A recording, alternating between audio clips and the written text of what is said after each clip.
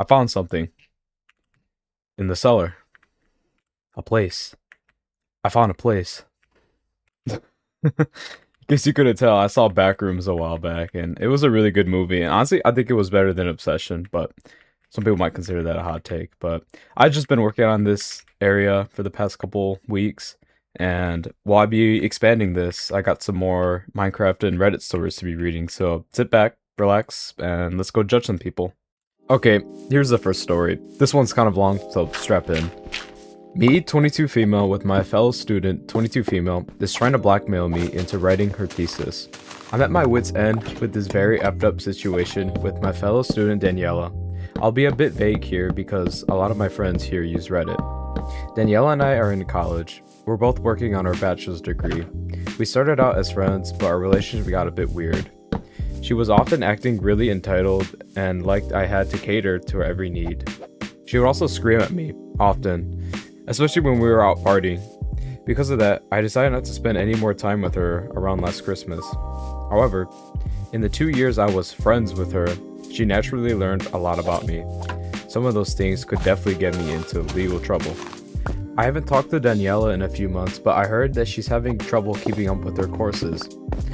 Some weeks ago, she showed up at my place, drunk, and told me that she expects me to write her thesis. It's a 50-page essay we have to hand in until July and will be crucial for finishing our degree.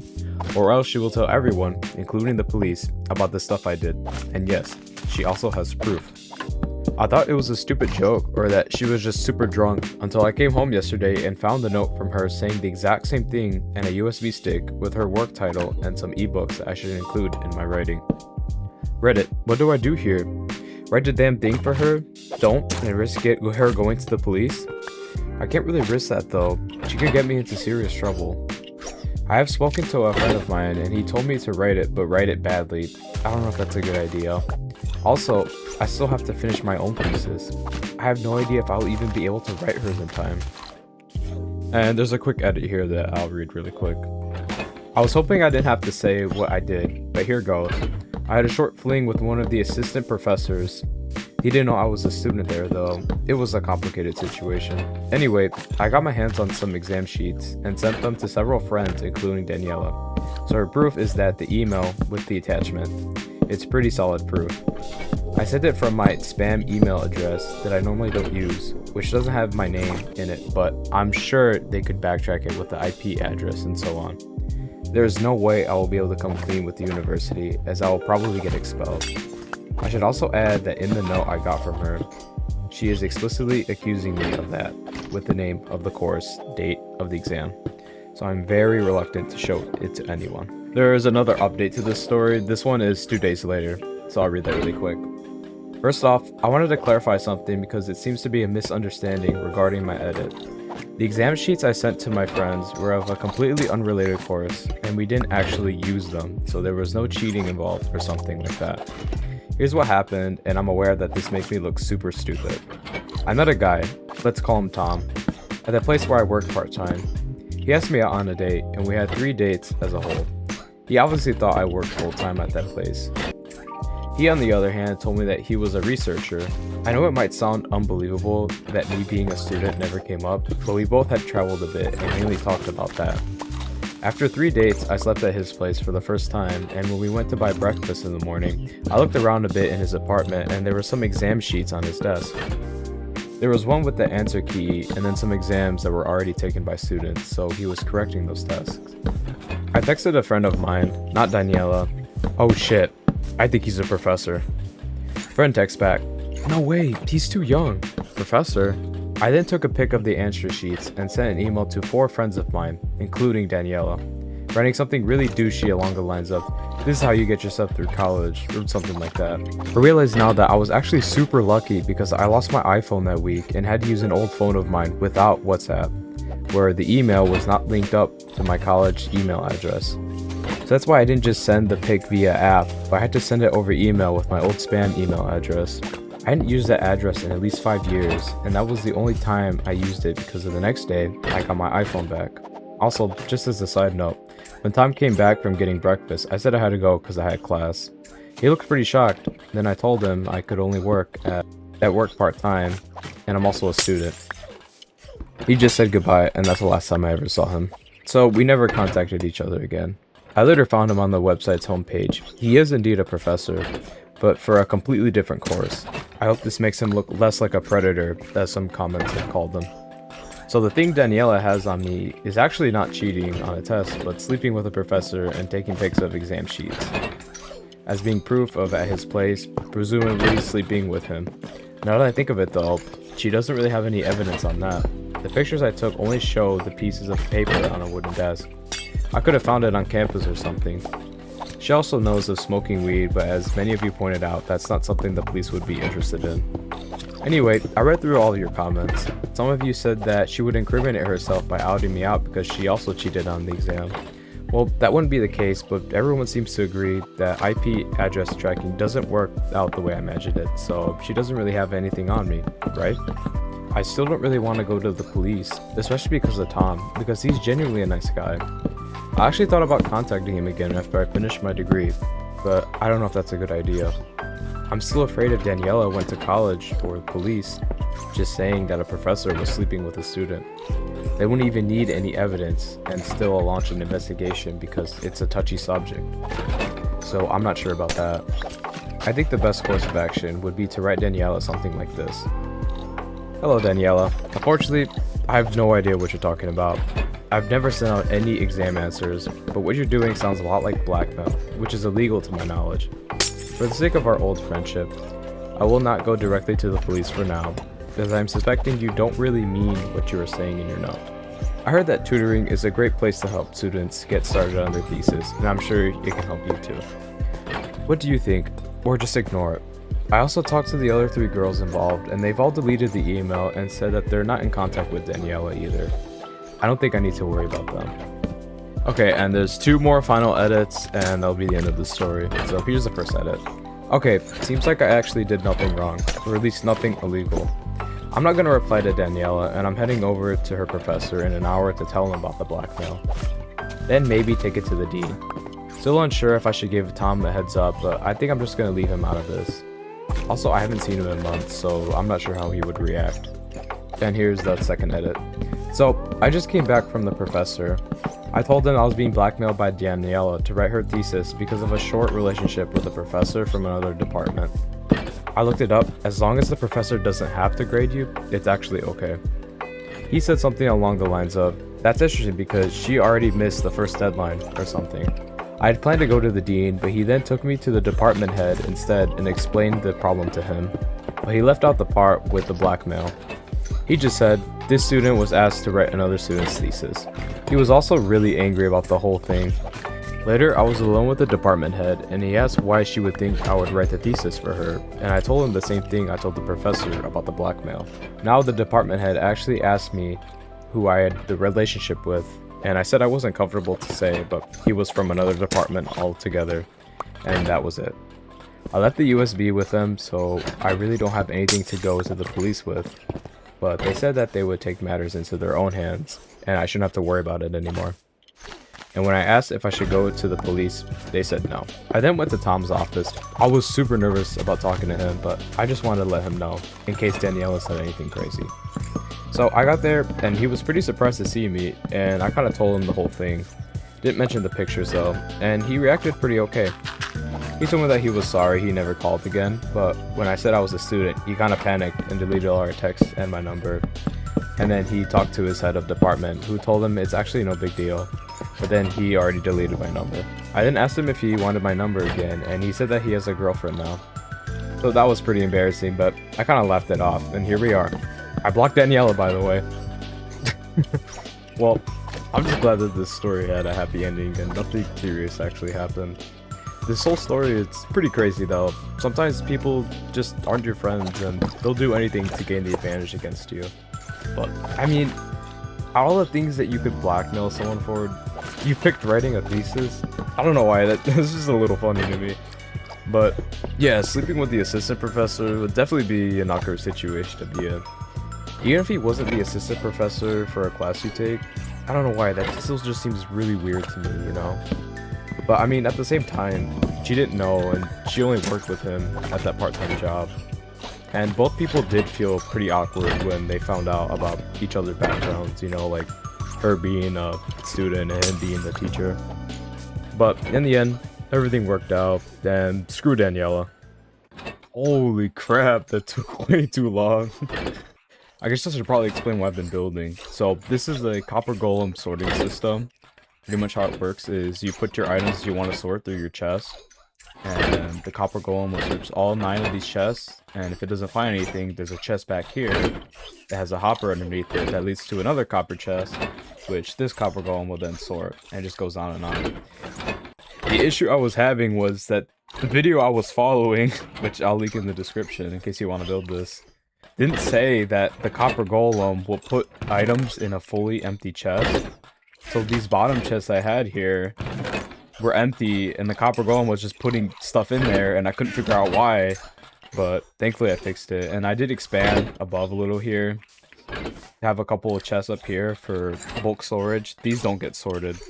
Also gotta work on the overflow station, which will be right here. So I'll get work to that real quick. Am I the asshole for getting an extra order of fries for my girlfriend? I feel like I'm going absolutely crazy for this being an argument, and I need someone objective to tell me if I fucked up. My girlfriend is a French fry bandit. She always takes half of my French fries without fail. When we go out and I get a burger with fries, I already know half of it is gonna go to her. My issue is that French fries are one of my favorite foods because I have a palate of a child. Me too. I always get a side of fries, and I always ask my girlfriend if she wants fries as well. It's always a no, but once they show up, half go to her. So recently, we were out for dinner, and I wanted steak fries. She wanted a salad. I was hungry, and admittedly had a bad day, and was grouchy. And I asked her if she also wanted fries with her salad. She said no. So when the server came, I ordered for us, and I ordered my steak fries, and a salad for her, and an extra side of fries. She said she didn't want the fries. I said I wanted extra fries, so we pushed on. When the server dropped off the food, I immediately pushed the extra fries to her. She was upset. She said she didn't want them. Then I said I'd have them. As we got into the car, she told me that I was being a dick and ordering fries for her when she said she didn't want them was incredibly condescending of me to assume I know what she wants. The kicker is, she ate the extra fries. She wanted the extra fries. I ate my fries, and she ate pretty much the entire side, even though I was planning on eating them. She's been with me for a year. Of course I know she's gonna eat the fries. She doesn't every time. She's been pissed about it since, and I feel like I'm taking crazy pills on why I'm the asshole here. Okay, so I know that apparently this is a really common situation to be in, and by that I mean your partner saying that they don't want any of your food, but they still eat it anyways. I think that some restaurants even have a "my girlfriend's not hungry" menu item because just so many people are in the same problem. But back on topic, no, I don't think you're the asshole. There's nothing wrong with sharing your food with your partner, but at the same time, you have the right to enjoy your French fries. I think that you did the right thing by ordering some for your girlfriend. But I do think it is pretty funny that she ended up eating the extra French fries, even though she said she didn't want them. I think what needs to happen is you need to communicate with your partner that you have boundaries when it comes to sharing your food. Maybe you can share like 3 or 4 French fries, and if she wants more, then she has to order more for her. Because I don't think the poster has an issue ordering more, it's just the issue is the lack of communication on the girlfriend's part. If you want the fries, tell him you want the fries. I don't think it's fair to get on your boyfriend's case for trying to accommodate for you. In case you were wondering, the comments on this post seem to all be on the poster side, saying not the asshole. A lot of comments do say that this is eating disorder behavior, so I hope that the girlfriend gets the help she needs, because those can be difficult to overcome. But yeah, not the asshole, and enjoy some French fries. But let me know what you guys think in the comments. Okay, that should be the copper golem sorting done. I added the overflow machine over there. So, in theory, I have no birch shelves in this storage system, so the copper golem will pick it up. He'll check the 9 chests. He's not going to find anything in there. He'll put it in the chest behind here, and it'll go so on and so forth until it comes over there to the end. And they end up in the overflow chest, which means it's working, so that's good. Baguettes are disappearing from my apartment without a trace, and I have no idea how or why. First time Redditor here. I've never been to post one of these things on the internet, but I'm genuinely so confused and need to figure out this thing for the sake of my own insanity. For a little background, I, 26-year-old female, have recently got into sourdough bread making, and after some of my coworkers bought baguettes from me, my hobby became a successful side hustle. I get around 20 to 35 orders a day. Around 2 weeks ago, I baked exactly 50 baguettes, which I know because each baguette form/tray makes 10 baguettes, and I baked 5 forms, so 50. When all of the baguettes were done, I went to bed and let them cool on my counter.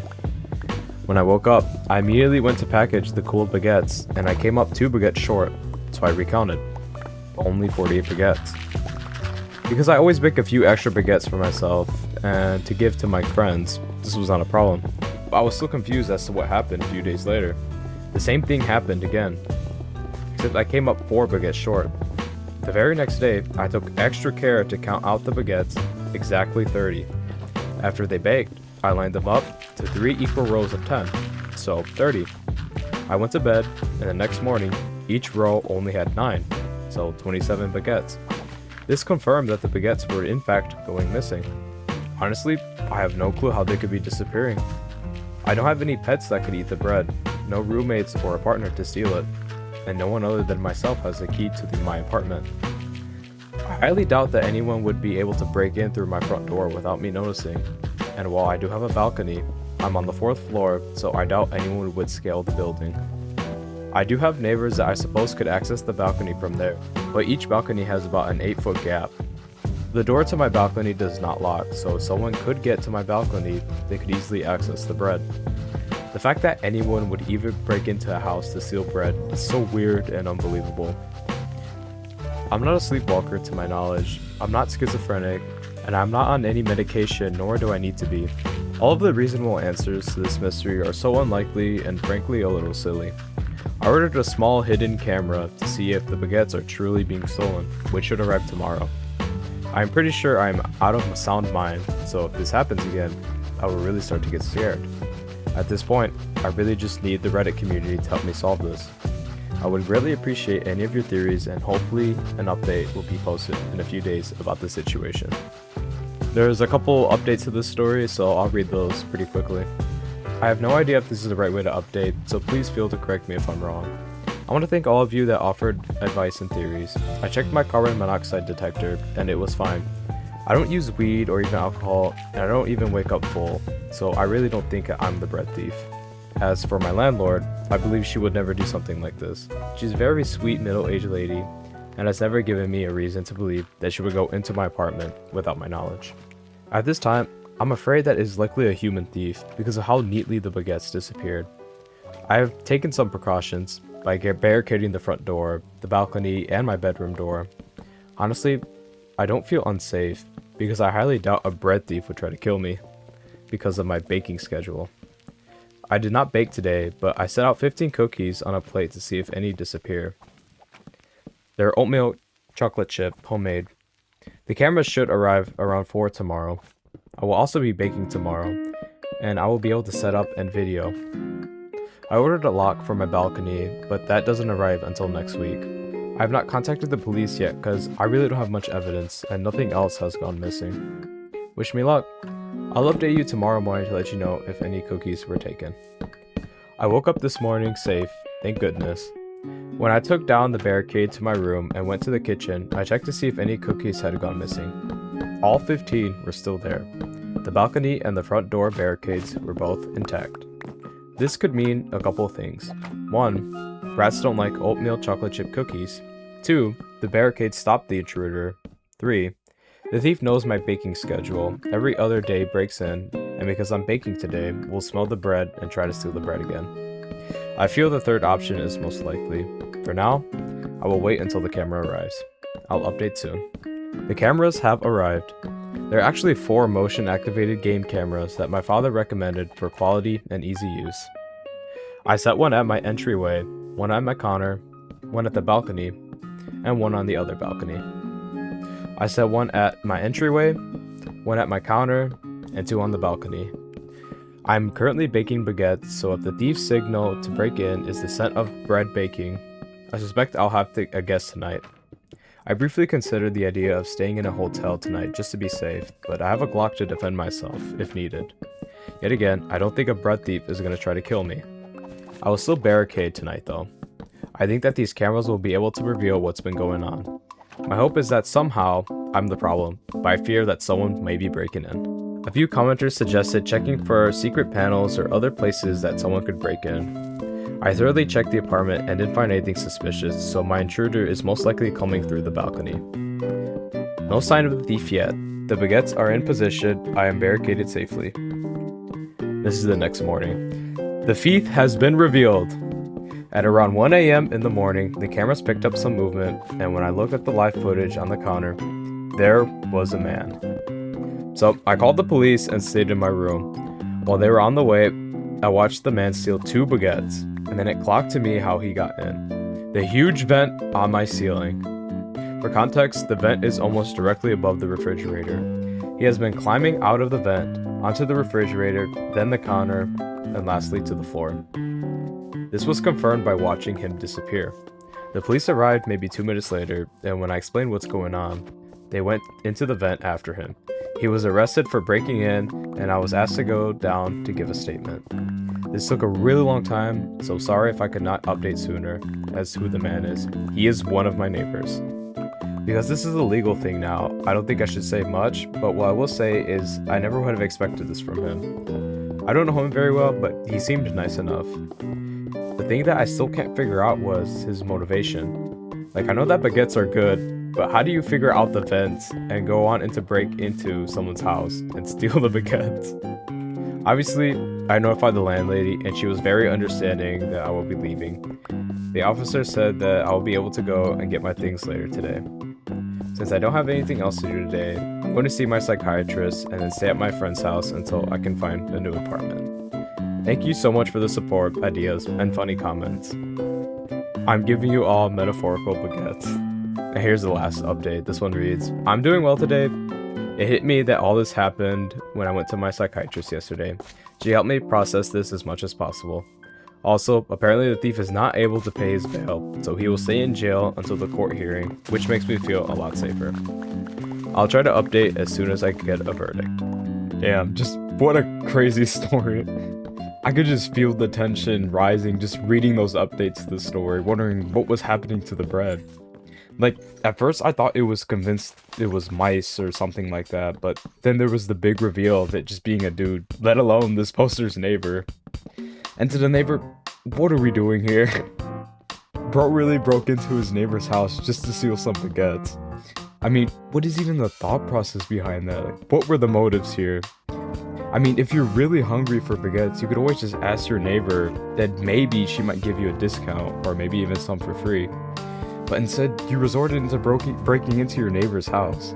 And this dude found the most insane way to break into it. Like, there was heist level planning here that went into this just for some baguettes.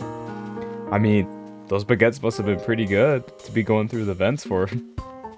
I don't understand doing all this just for baguettes, but I do understand the thief not taking the oatmeal cookies, because those are nasty. But maybe they weren't that bad. I mean, they did have chocolate chips and not raisins. Nothing pisses me off more than grabbing a cookie thinking it's chocolate chip, and then you bite into it only to taste oatmeal and raisins. Anyway, I'm getting distracted. I do think it's really funny that the police went into the vents after this guy. That's really funny to me. But yeah, glad this story has a good ending. That thief got what he deserved. And I guess watch out for baguette thieves. Okay, I guess I'm due for an explanation on what I'm building here. So essentially what I wanted to build here was like pitfalls from Kane Parsons' The Backrooms videos. I'll throw a picture up on screen what I'm referencing, but essentially what I wanted to have was in one of the videos, one of the people actually fall down the pitfalls, and when you fall down, I want this area here to be like the pool rooms, which I'll show another picture of. I did all of this off screen because it wasn't fun to watch. It was pretty tedious, but now I'll get to work on the pool rooms, which should be more entertaining to watch, I feel like. Also, I just want to point out, I didn't plan this at all, but the height of the pitfalls is the perfect height to use a riptide trident here, which is so cool. Okay, I got distracted. Let me show you what I've been making. So the first thing I made is right over here. This is a shrine from Tears of the Kingdom. I kind of wanted to integrate waystones in with my builds, because I kind of stated in a previous video that I wasn't a really big fan of them, but I think waystones gives me an excuse to make shrines from Tears of the Kingdom, so I think it turned out really well. Even I got the spiral up here with frog lights so it glows in the night. And second thing I made is over here. So this build is also Zelda themed. It's a Skyview Tower from Tears of the Kingdom as well. Turned out really well with all the lanterns at night. And believe it or not, I actually got a way to get it to work. It's so cool. So all you do is you press this button and a bunch of TNT will come out. And with a little prayer, it sends you all the way in the sky. It's so cool I got this to work. But yeah, enough yapping and enough getting distracted. Then we go back to working on the back rooms. My sister, 18, wrecked a bunch of my games because I didn't really go to her party. Now, my 17 parents are refusing to make her pay. Long story, I'll try to keep it short. I'm 17, male, forgot to mention that in the title. My sister, we'll call her PA, primary antagonist, for the purposes of this story. A couple of days ago, she had a birthday party. She was turning 18. It was a pretty big party at our home, and lots of her friends and relatives were invited. PA has told me about her upcoming party for a while. She's been excited about turning 18 all year. Anyway, I'm not really one for parties. I don't look forward to them, nor do I enjoy them. There were a bunch of her friends and mates there who I don't particularly like, as well as relatives whom I don't particularly like either. I came out for the cake and said hi and greet people, but that was about it. I spent most of my time in my room playing games on my PS4. The whole time she kept popping in, asking when I was going to join the party. I kept telling her I'll be there soon, but I lost track of time and never ended up joining. Nor did I really want to. I don't like the people there, and I'm not sure why she insisted me on saying hi. The icing on the cake was that I don't buy her a birthday gift either. Now, I should point out that I don't really have much money. I have a part-time job that I make a small amount of pay from, and I use it mostly to buy stuff for myself, like electronics and gaming equipment, games, etc. I had to make it clear for her a while back that I probably won't be able to afford her a gift, but I don't know why she was still expecting one. She has a job and has far more money than I do. For my birthday earlier this year, I told her clearly I didn't want a gift, but she still went and bought me one anyway, even though I had clearly said I didn't want one. It was some disgusting ass shirt that I'd never wear anyway. I'll admit, I've been kind of shut in for a while. When I'm not in class or at work, I'm at home playing games, and I rarely interact with my family. They always tell me to come out of my room and engage more, but it's never really happened. I just don't get along with them well, and I wish they'd leave it at that. After her birthday party, she was clearly not happy. She went into a rage and started screaming about how I'm a useless, pathetic loser, and how I failed at life because I have no friends. In the process of her stomping rampage, she intentionally broke 3 of my games to teach me a lesson supposedly. I was furious and honestly, I had to calm myself and hold myself back from hitting her. I went to my parents and told them everything she had done. Later, she was crying and apologetic, and they said I had to forgive her. I told them she has to pay up, around 300, and both her and my parents said that was ridiculous. That was the amount of money I'd spent on those games, approximately.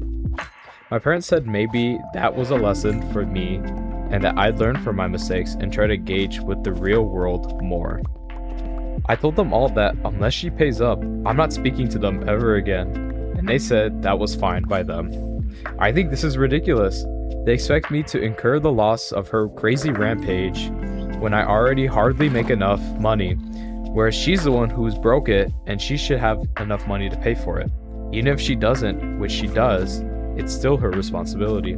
I get that maybe I'm not the nicest person and I could do more to interact with them / not ignore them, but that doesn't justify breaking someone's things. TLDR, sister broke my video games worth around 300. I said she has to pay, she refused. Parents said she doesn't have to. I'm giving them the silent treatment until they pay up, but I'm not sure what else I can do. Any advice would be appreciated. There is an update to this story, so I'll read that really quick. Update. Okay guys, so I know it's been a while since I made the first post, like 3 weeks ago. I actually resolved the issue like 2 weeks ago, but I wasn't really going to make a post about it. But I showed my sister the post and some of the comments, and she convinced me to make an update post explaining what had happened. Well, after I made the last post, I got a lot of comments. Some supportive, others less so. I was feeling pretty bad, and I'll admit, I was a jerk to my sister. I was feeling pretty bad, and I realized I should really go back to and apologize to her. Unfortunately, it was in the middle of the night, and I didn't want to wake her up. I couldn't sleep, however, so I decided to go wake her up and apologize to her. I went to her bedroom and rose her awake. She was really tired and bewildered. I told her I was so sorry for being such a selfish, inconsiderate jerk, and that I really did love her. She replied with a half-asleep "okay" and told me to go back to bed. I think when she realized I had been crying, she realized I was serious. We had a bit of a talk, and she told me not to worry. She says she was sorry too, and everything could be sorted out and we can talk about it again in the morning.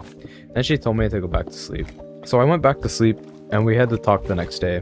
I basically told her that I'm sorry for being such an ass to her on her birthday, and I think my video games caused me to forget about the outside world and the passing of time. I think like when I play, I just forget myself and time passes without me even realizing. I told her I should have set aside the games the entire day and just spent the birthday with her, no matter how much I initially didn't want to. I then made a pledge to cut down my gaming and spend more time with my family. She was really happy to hear this. She couldn't believe what she was hearing, like suddenly I was a new person or had an epiphany. She gave me a hug and once again apologized heavily for having broken my games. She said basically that she felt my gaming habits had stolen her little brother away from her and turned me from a happy kid into a miserable troll that lurks in the darkness of his room. She said she really regretted breaking my games the instant she had done it, and she did it more out of anger for the way they were hurting me and distancing me from her and my family.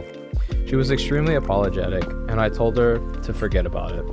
I probably deserved it, and she might have even done me a favor. She told me the reason that she had been so upset and she wanted me at the party was because next year she's going off to university and she won't see me much more. She didn't have that much time left to spend with me, and she feels like I don't feel the same way at all. And she is hurt that I'd rather spend these last few months playing games, especially on her birthday. I told her I understood, and that it was really fair judgment that I hadn't considered. She said, "You know us big sisters always have to look out for our little brothers, and when we see someone or something that hurts them, we can get a little crazy, hence why she broke in my games in a fury." I told her I wish there was some way I could make up for her for missing the party, and we discussed it with my parents. They both told me that they were disappointed in me, but glad that I'd finally realized what my problem was and was trying to rectify it. She said she wants to take all of us out for dinner at a nice restaurant, which she'd pay for, as a specifically family-only celebration of her birthday. We did that a week or so later, and it was really nice. I wanted to bring up the issue of the games, but I didn't really want to. I had said I'd try to focus less on gaming, and bringing it up would be antithetical. I figured to myself I'd just save the money and buy them again.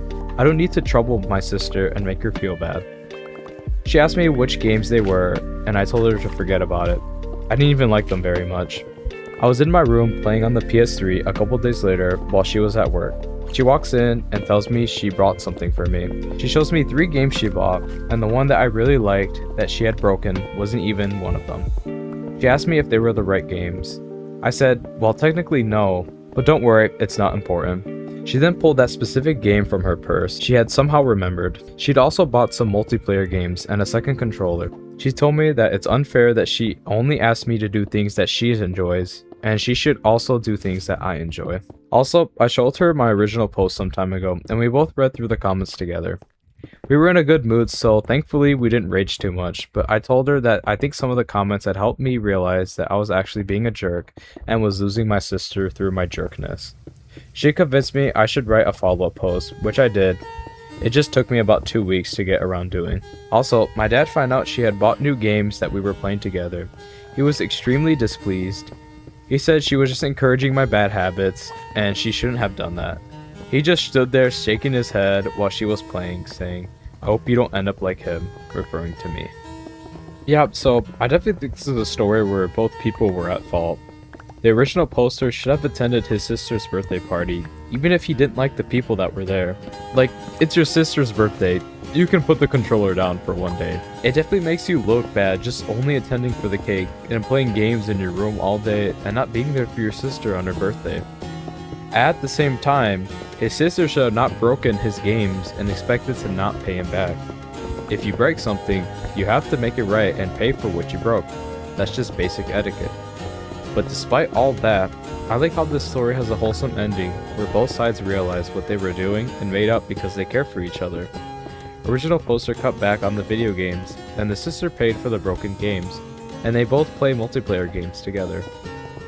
And in the end, they were able to look back on this post in a good mood. Yeah, looking back on it, the parents are actually the assholes of this story. They were backing up the sister, saying she didn't have to pay for what she broke, and the dad was later disappointed that both of them were playing games together. Like, yeah, I get that the original poster had a bad habit of playing games all day, but they're spending time playing games together, which in my opinion is better than just the original poster playing games all day.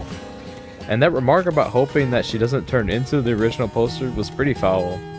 Like, just let the man be. He's trying to be a better person, and you're not helping. So yeah, it definitely seems like the sister cares more for her brother than the parents do, so that's unfortunate. Do better, parents. Okay, here's the next story. This one was impossible to scroll past, I'm not gonna lie. Okay, here's the title. I accidentally threw condoms all over my interviewer's desk. Here's the story. This week, I finally landed my first big post-pandemic interview. I studied hard, prepared extensively, and dug out my circa 2019 interview clothes out of the storage, along with my fancy business satchel and leather binder. I was dressed to impress. I sat down with my interviewer, feeling confident, collegial and chatty, got settled, pulled my portfolio out of my satchel with a self-assured flourish, and not one, not two, but 4 condoms came sailing out of my bag and went clattering across my interviewer's desk. Unopened condoms, to be clear, the kind you might grab a handful of from those fish bowls in certain bars and toss optimistically into your fancy business satchel, just before you spend an entire 16 months having zero need of neither condoms nor satchel. But condoms nonetheless. I did my best to gather them quickly and toss them back into my bag, but clearly the damage was done. My interviewer even had to nudge one of them back to me, just so I could collect it. We both sort of awkwardly sputtered about it. She said something like, "Oh," and I said like, "I guess I need to clean out this bag." Before continuing the interview, which I obviously have zero memory of because my brain was no longer anywhere near my body. The interviewer kept it professional throughout, to give her credit, but you can't exactly put condoms back in the bag, as they say. Of course, my question is, what do I do now? Do I mention the condom disaster in my post-interview follow-up email? Do I just write off this interview as a loss entirely and not even get back in touch? Do I apologize profusely or pretend it never happened, or try to get out ahead of it before I'm known forever in my industry as the guy who threw condoms around the room during his interview? Any advice you have would be so appreciated. Okay, so there's an update to this story, which I'll read before saying my thoughts. So, update. I'm so thrilled to have already have an update to you about the infamous condom throwing incident. First things first, I got the job. Hell yeah. The second interview I was called in for was not, in fact, a mandated anti-deviancy seminar, but rather a meet the whole team and welcome aboard situation. It all went so well that I couldn't believe it. Everyone was thrilled to have me get started, and I was so excited to be there, and so relieved that the condom situation was apparently behind us. I spent the week shadowing, training with my initial interviewer, the condom incident I witnessed, and we hit it off so well I almost wondered if I should bring up what happened in my interview, just to clear the air. But she didn't mention it, so I didn't mention it. I figured everyone involved had just chosen to quietly look the other way, and my story would just live on via first date conversations / embarrassing story competitions for the rest of my life, or something to finally fess up at my retirement party in 40 years. All's well that ends well, right? Now here's the real fun part. A few days after my official start, I was invited to a post-work happy hour with all my new colleagues. After a few cocktails and a long hilarious one-on-one chat with my new best friend forever, my interviewer / trainer / colleague, I had to get it off my chest. I brought up the incident. I had barely gotten the story out before she started laughing so hard she had to sit down. Turns out, she did in fact remember the condom incident, but barely.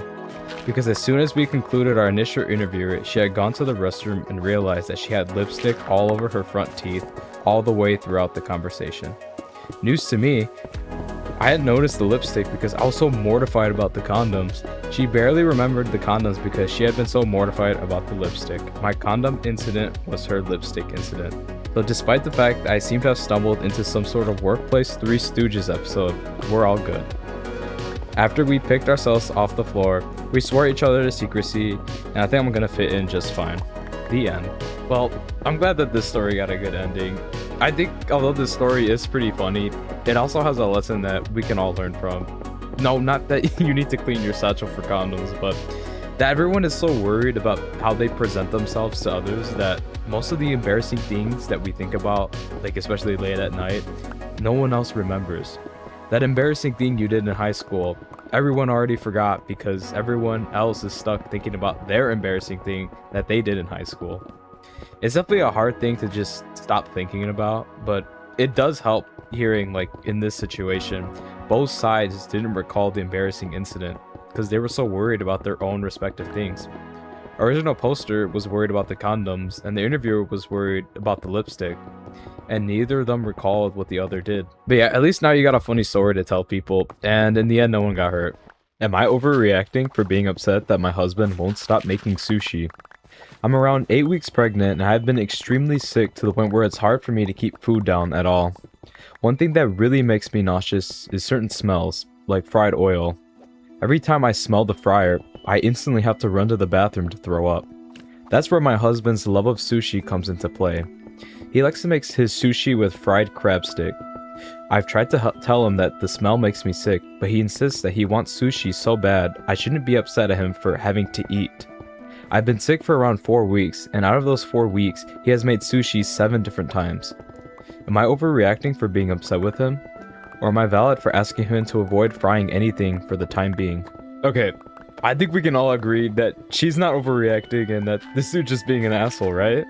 Like, this guy's being a jerk to his poor wife that's going through some pregnancy nausea. Like, look dude, I get that you love your sushi. Okay, I do too. I'm a big sushi guy. But I think you should be more concerned for your wife than for your love of sushi. Like, you can put off the sushi for the time being, can't you? I don't know. I just feel like it shouldn't be a big debate between your wife and sushi. Like, if you really need your sushi, dude, you can eat it somewhere else. This dude clearly only cares for himself, which is really unfortunate. Be there for your wife, man. She's going through a lot. Am I the asshole for not paying for my sister's phone after my toddler broke it? This happened a few years ago, but it got brought up recently, and I'm wondering if I was in the wrong. I, 27 female, have a son, at the time 18 months old. A few years ago, he was spending the day at my parents' house, and my sister, 25 female, came over and took him into the pool. I wasn't there, so the specifics of what happened are lost to me, but somehow my son picked up my sister's phone and threw it into the pool. She tried to salvage it, but a few major features stopped working, so she asked me to cover the cost of the replacement, which was $800. I was of the opinion that the replacement wasn't my responsibility. She was the one supervising the child and was negligent and allowed the incident to happen. If my kid was older and was able to understand he was doing something wrong and did it anyway, then I would pay 100% of it, but this was a baby that she was watching. I explained this to her and offered to cover half of the cost for the sake of not burning bridges with family. She was not happy with the compromise and thought I should have covered the entire thing. I want to point out also that we both make good money and the cost shouldn't be a huge blow to either of us. To be honest, I didn't even want to pay half because about 2 months before I lent her a $300 item and I had to physically go and find myself at our parents' house weeks after lending it to her, and at that point it was damaged to the point of being barely usable. When I brought that up with her, she said that she'd only used it one time and that some of our nieces and nephews must have damaged it when they were visiting the house, and she never offered to replace them. I let it go because shit happens, but I'd be lying if the phone thing didn't rub me wrong after that incident. Am I the asshole for only paying half? Okay, I'm not gonna lie, I picked this story just full on wanting to flame this poster for not wanting to pay something that her kid broke, but she does bring up a good point. Like, I thought this was just another story about an entitled parent not wanting to take responsibility for their kid's actions, but she does bring up a valid point about the responsibility being on her sister. I do think that there should be way more concern on the fact that the sister just leaving the baby by the pool unintended, because clearly her sister wasn't watching because of the whole phone incident. And clearly this isn't a money issue either, since she clarified that they both make good money. I do think though that offering to pay half was definitely the right move here. But if anything, it seems more like this sister just doesn't want to take responsibility here. Especially after the whole not giving back something that she borrowed thing. So yeah, not the asshole. Am I overreacting for secretly planning to leave my boyfriend after he made me prove I wasn't ignoring him? I'm 27 female, and my boyfriend Adam is 29 male. We've been together for almost 3 years and living together for 1. For most of our relationship, Adam has been very affectionate and attentive. When things are good, they're genuinely amazing. He remembers little details, plans thoughtful dates, and tells me I'm the only person he's ever made him feel understood. But whenever he feels rejected, even over something small, he becomes a completely different person. The recurring issue is that he thinks I ignore him on purpose. For example, if I don't respond while I'm working, but he sees that I was recently active on WhatsApp, he'll send messages like, "Clearly you have time for everyone except me," or, "Don't worry, I understand where I stand now." When I explain that I opened the app to check a work message, replied to my sister quickly, or simply didn't have the emotional capacity for a conversation at the moment, he says I'm making excuses. The conversation then turns into hours of me trying to prove that I do care about him. He'll say things like, "If you loved me, reassuring me wouldn't feel like a chore," or "You always make me feel crazy for having feelings," or "Maybe I should just disappear so you can finally be happy." This guy. Sometimes he threatens to end the relationship, but when I accept that he wants to break up, he becomes furious and says I give up on him too easily. I've started becoming extremely anxious whenever I see a message from him during work. Before opening it, I wonder if he's upset, whether I've accidentally done something wrong, and whether my entire evening is about to become a 3-hour argument. The incident that finally pushed me over to the edge happened last week. I went to my friend's birthday dinner. Adam was invited, but he said he didn't want to come because he didn't feel welcome around my friends. No one ever excluded him, but he says they don't make enough effort to involve him. At the restaurant, my phone was in my bag. About 45 minutes into dinner, I checked it and saw 17 messages and 4 missed calls. The messages started normally. "Hope you're having fun." Then, "You haven't even checked on me." Then, "I guess I know what matters more." The final message said, "Come home tonight or don't come home at all." I went outside and called him. He was crying and said that he had a panic attack because I hadn't answered. I apologized for not checking my phone, but I also told him that threatening to kick me out was not acceptable. He said I was focusing on his wording instead of the pain that caused it. I ended up leaving dinner early. When I got home, he was sitting calmly on the sofa. He asked to see my phone because he wanted proof that I hadn't been deliberately ignoring him while messaging other people. I said no. He responded, "Then I have my answer." I got angry and told him I was tired of constantly being treated like I was guilty of something. He started crying again and said I was emotionally abandoning him when he needed reassurance. Eventually, I gave him my phone. He went through the messages, found nothing, and said, "See? That wasn't so hard." This guy, oh my god. "We could have avoided this entire fight if you just reassured me from the beginning." That sentence made something click in my head. He threatened my housing, ruined my friend's birthday dinner, demanded access to my private messages, and somehow I ended the night apologizing to him. The next morning, he was extremely loving. He made breakfast, bought flowers, and said he was sorry for getting emotional. He also said we both need to work on things because my defensiveness makes his anxiety worse. I just didn't argue. Instead, while he was at work, I contacted my sister and asked if I could stay with her temporarily. I started quietly gathering my important documents and moving a few sentimental items into her apartment. I haven't told Adam. Part of me feels terrified and guilty. He's never hit me or physically stopped me from leaving. He says his reactions come from past trauma and abandonment issues. He also tells me leaving without giving him another chance would prove that everyone eventually abandons him. I know secretly planning to leave sounds dishonest. I also know he'll be devastated when he realizes what I've done. But I'm scared if I tell him in advance, I'll end up spending hours comforting him, doubting myself, and agreeing to stay. Am I overreacting by planning to leave while he thinks everything is fine? Should I insist on couples therapy first, or is it already beyond the point where therapy would help? Okay, there's an update to the story that I'll read really quick. So, update. I left him. Thank you to everyone who commented and shared their experiences. Reading your replies helped me realize how much I had normalized. I moved my important belongings to my sister's place while he was at work and ended the relationship once I was safe. I told him my decision was final and I didn't want to meet him alone. He switched between apologizing, blaming me, and accusing others of influencing me. For the first time, I didn't try to calm him down. I just blocked him. I'm still sad and questioning myself, but I already feel more at peace. I slept throughout the night and went to work without feeling anxious every time my phone buzzed. I'm staying with my sister, changing my passwords, and looking into therapy. Thank you for helping me see that leaving quietly wasn't cruel. I'm out. Yeah, I think you definitely made the right choice leaving this dude. I mean, I feel like the relationship is just automatically cooked the moment you start demanding that your partner shows you text. You're just showing everyone that you have no trust in your partner or their abilities to not cheat or lie. Like, I get that at first glance, it might seem that you're being ignored, but when the other person is telling you that they're busy or that they just can't message right now, that should be everything you need to know, and trust that your partner is telling the truth. If they have a history of lying, well, then that just tells you everything, but from what I see, this dude is just being paranoid. On a side note, I do kind of relate to people thinking I'm ignoring them. I have a really bad habit of opening my phone and seeing a message and either replying in my head and never responding, or seeing the message and getting distracted by something else and just forgetting to respond. Like, I swear I'm not mad or ignoring you, I just have a really bad habit of doing that.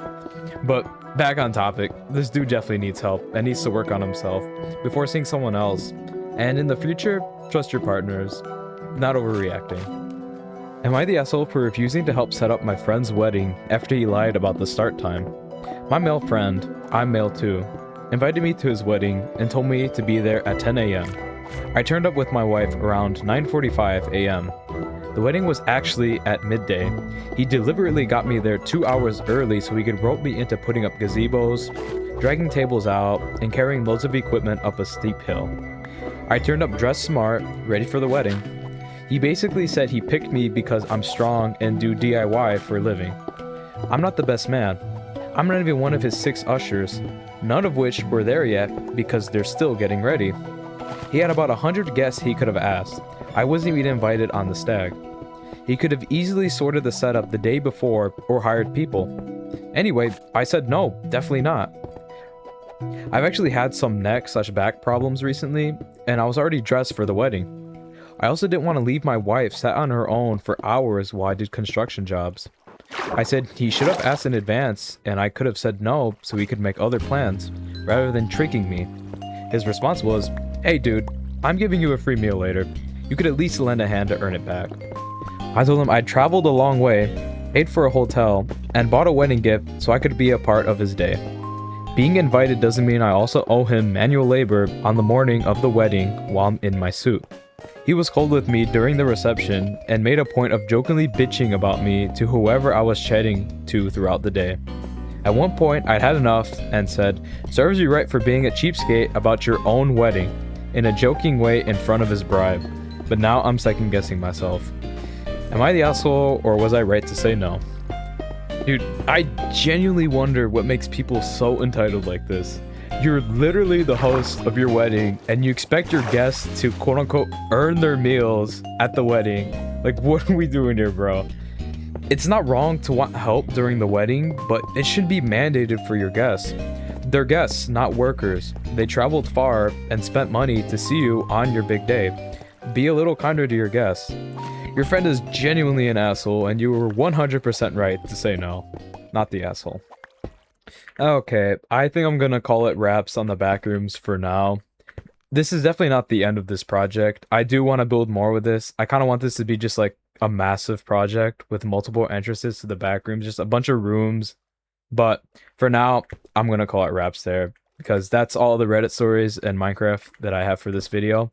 Thank you so much for watching. If you enjoyed, like and subscribe, because it helps out a lot.